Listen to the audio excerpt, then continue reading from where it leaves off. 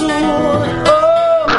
Tika Toussipila, oh, Neps Info, il l'a réalisé par le nom de Poisson.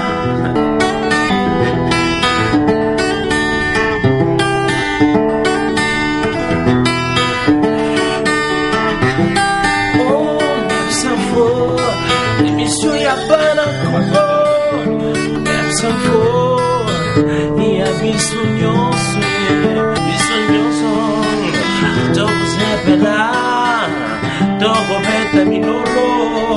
Ona mission ya sika ina kati ya mboka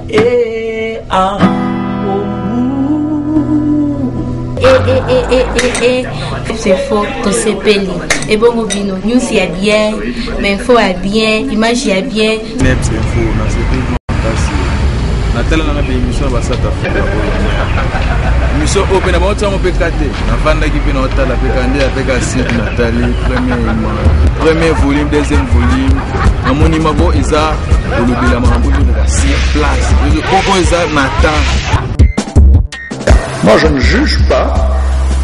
Je ne tente pas de dire que tout ce que fait le président Kabila est nécessairement négatif. Je dis tout simplement qu'il ne peut pas être le président si tel n'a pas été le choix des Congolais.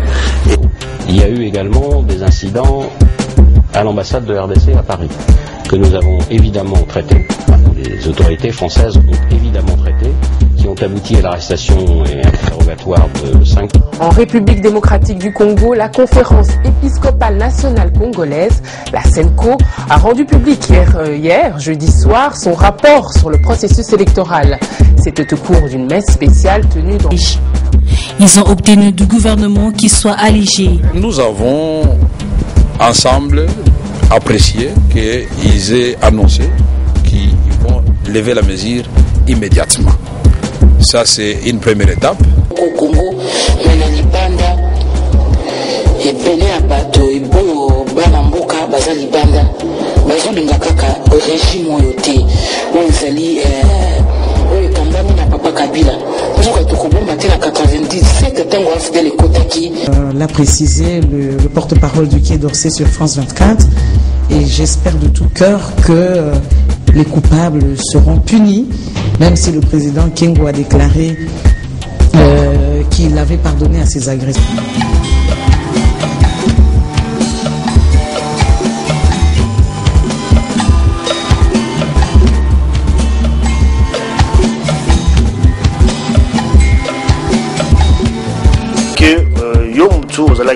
Ozali mobali ya Aimé Kabila.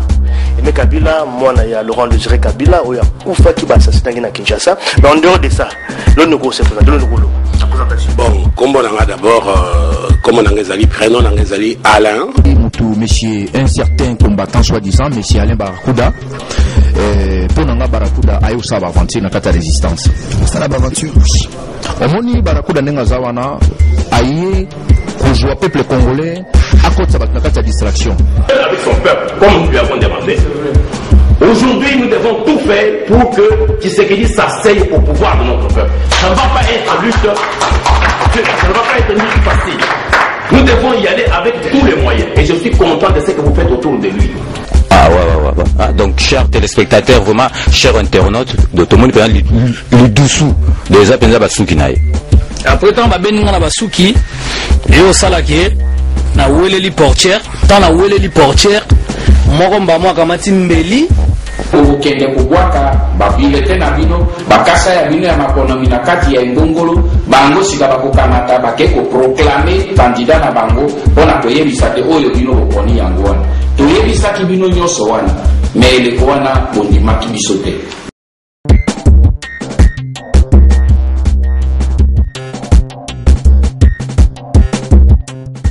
Bonjour très chers téléspectateurs de l'émission Neps Info, nous nous retrouvons encore une fois pour vous parler des actualités qui se déroulent dans notre pays. Avant de commencer, je profite de saluer et de remercier tous ceux-là qui soutiennent à ce que cette émission se déroule dans de très bonnes conditions. C'est pour ça que nous avons mbote ya liboso na taboufa toute la lumière de Cape Town. Babi mukonza ba mama combatante à Cape Town. La maison d'Awa Lokeso Production. Oyo lelo asali ke no bomo na sous volume 16 na biso émission ya lelo.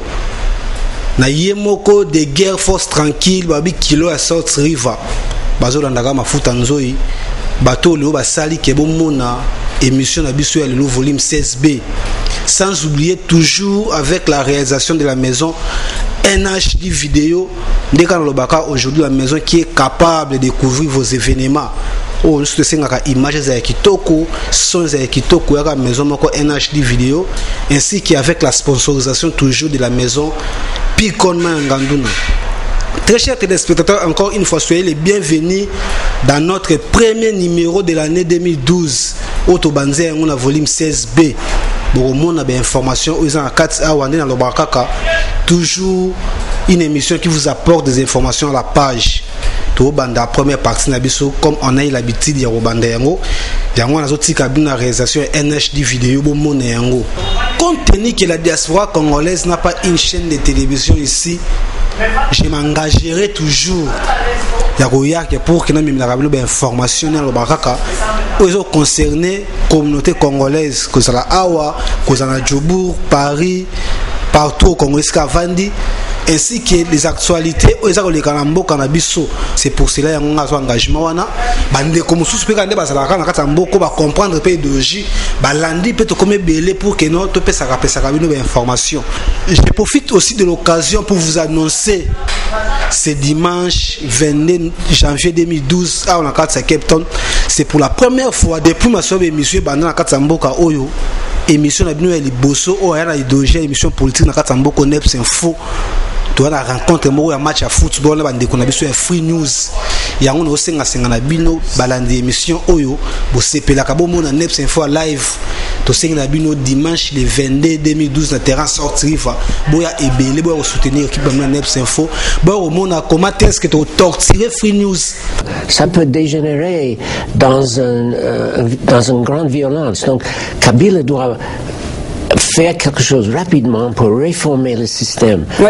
Yango na obengisa bino ba téléspectateurs nanga bande couper balandi émission Free News Image Junior Lukumu et na mon ami personnel disait clairement qu'il ne considérait pas que les élections avaient été régulières et qu'il reconnaissait qu'il y avait des irrégularités qui entachaient la validité des résultats proclamés.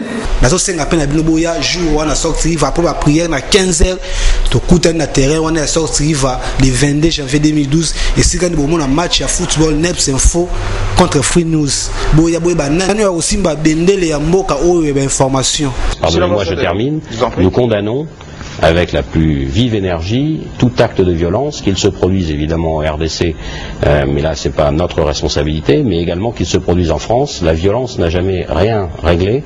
Les boss éternels, Karo Kalonjima Seba, Babi, l'homme qui est né boss, grandi boss, il continue toujours à être boss. La première partie te concerne Omona, ben Majnini Oyo, Neps Info, et le Melio.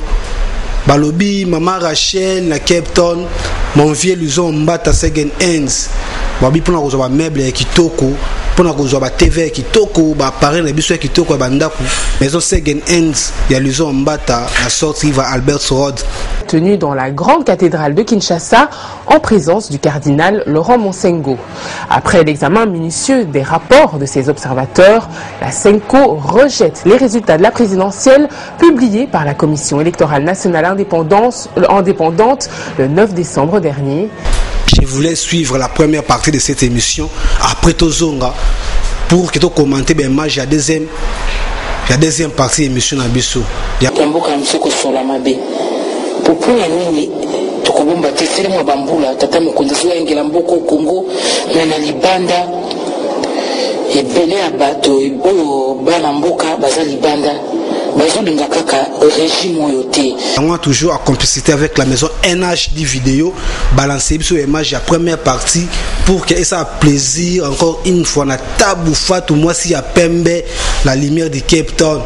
Rachel Luki Kalafi en emballage doré, Émilie Moussengi les 1000 fois plus belle, Balobi Dorcas Njoli ba tonton Alobi Yoye Biga Masolonde Zarakaka, Landa première partie.